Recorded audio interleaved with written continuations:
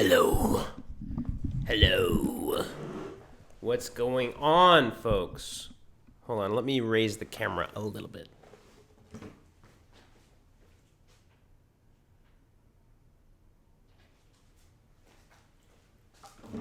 All right. Framing is much better now. Joe, Passion Unchained, helping you live the life that you want. Unchain your passion and there we go, that's better. Unchain your passion and live the life that you want. I'm doing a video a day through the end of the year. I'm catching up. It's been, I haven't completely been on the ball with doing a video a day, so I'm catching up.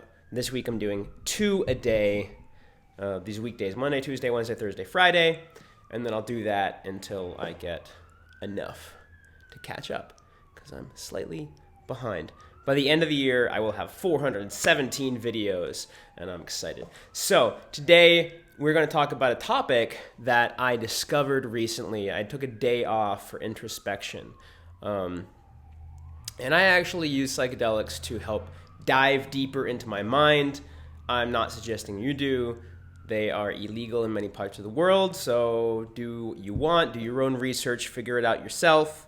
I will not be a part of that decision. Not just because of the laws, but also because there are psychological risks for taking psychedelics. So I'm not going to be a part of that decision. If you do it, it's on you. But I do it from time to time to dive deep and solve my own shit, solve the deeper shit that's getting in the way of me living the life that I want, the life that I love, and building the life for myself and achieving the goals that I want. And I did so, and I came to several amazing realizations. But one realization that really struck me that was very relevant to my upbringing and how my mom treated me, how she manipulated me and took me to a bunch of doctors, got me diagnosed with a bunch of random things in an effort to control me and to get attention for being such a good mother to me because she was taking care of me. But I didn't need to be taken care of. Most of the doctors did not diagnose me with something, and if they didn't diagnose me with anything, then she would go to the next doctor and she would say, that doctor doesn't care about you enough because he's not giving you a diagnosis. So I grew up abused, given a ton of medication I didn't need, and being told I would always be dependent on other people and that I needed an extreme support group because I was a dependent person and I would never be independent. And I was put into group home, living skills programs and group homes until I decided that I didn't need them anymore and broke out of it. What has been hurting me a lot is, even though I've grown out of the lie that I'm a dependent person and always be a dependent person, and I'm starting to trust people again, specifically women, because it was hard for me to trust women, especially after what my mom did to me. It was hard for me to have a high sense of self-esteem. Because in my mind, I was like, well, if I was a good person, this wouldn't happen to me, right? Or this must be proof that I'm not worthy of a fulfilling love life. Or this must be proof that I'm not worthy of feeling safe. Or this must be proof that I'm not worthy of companionship.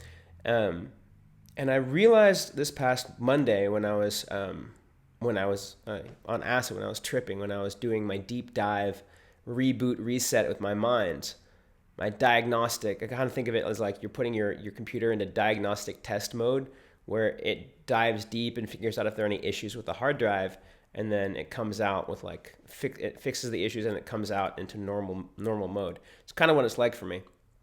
And I was thinking, and I realized that the way that my mom treated me was not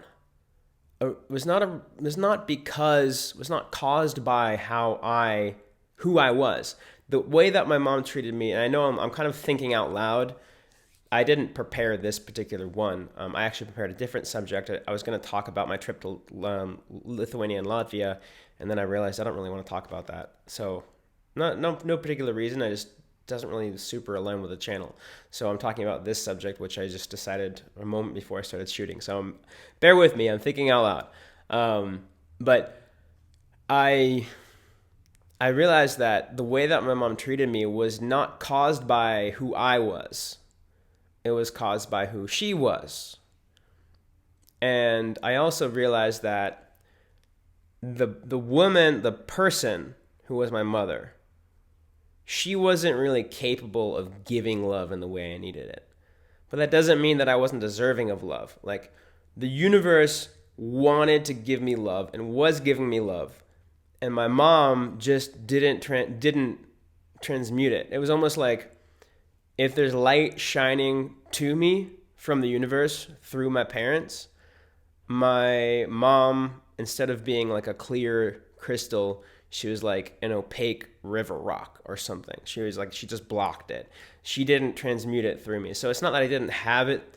It's just it wasn't being given to me in the way I needed it. It was being blocked. It was being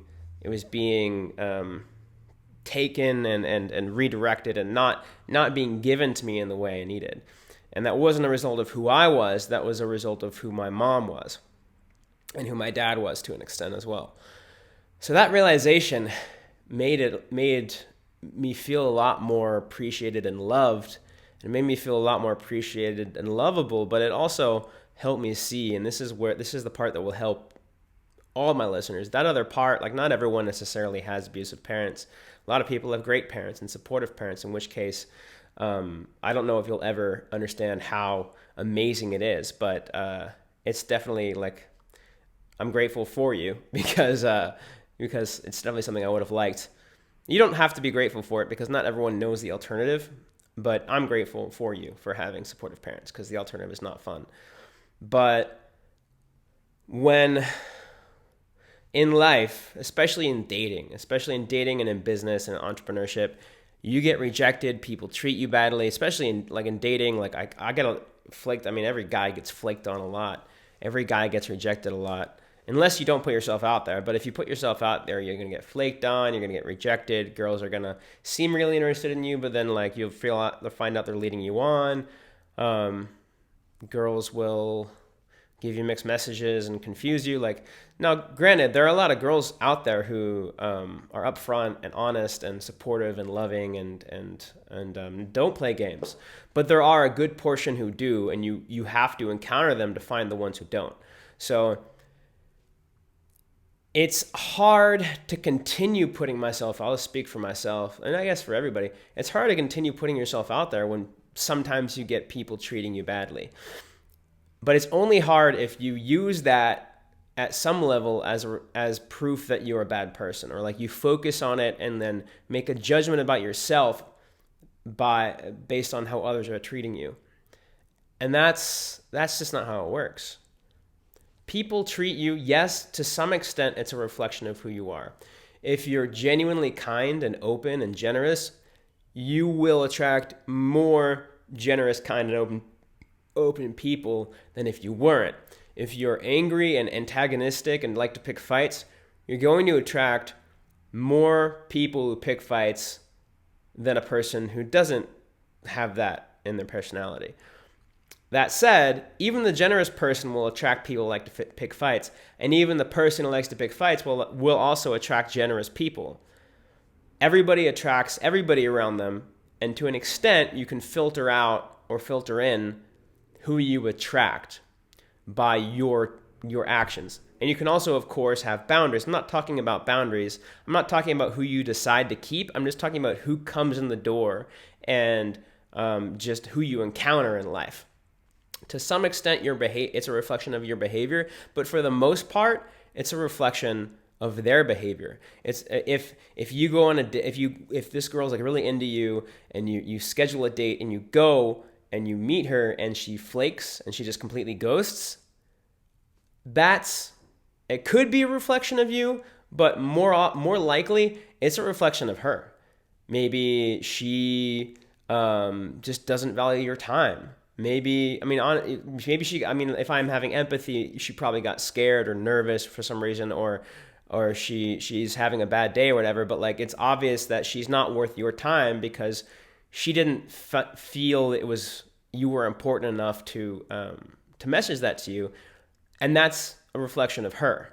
Like, would you want to get in a relationship or like even have a casual fling with somebody who's not gonna be communicative with you and not gonna tell you they're gonna be late and gonna waste your time? Like, she has her reasons, sure, there might be good reasons, but unless it's a crazy emergency and her she dropped her phone in the toilet, or her mom died and she had to like, or her mom's on her deathbed and she didn't have any time to tell anyone and she had to like rush over. It's like, unless it's something like that, it's like, well, she had the option to text you and she didn't. Would you wanna get with somebody like that?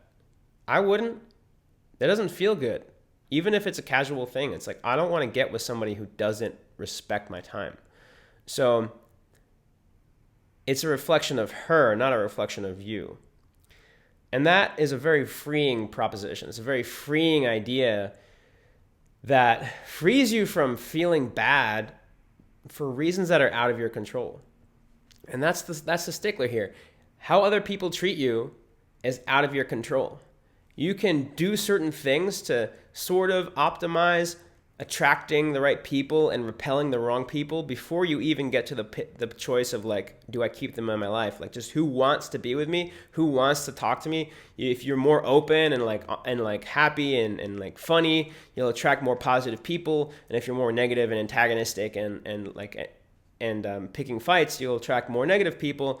But aside from that, you just need to accept that people are going to treat you how they treat you, and that's a reflection of them. And I hope that helps you move through life and build more of the life that you want and unchain your sense of passion and aliveness in the world.